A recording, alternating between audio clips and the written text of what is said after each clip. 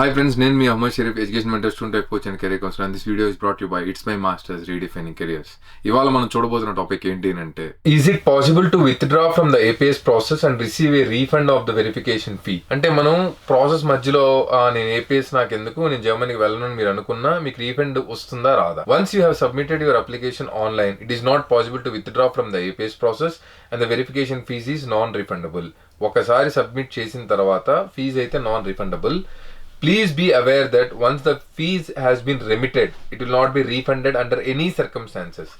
Therefore, it is important to carefully consider your decision to proceed with APS verification process before you are making the payment. డబ్బులు కట్టే ముందే మీకు ఆ కంట్రీకి వెళ్ళాలా లేదా డిసైడ్ అయితే మంచిది.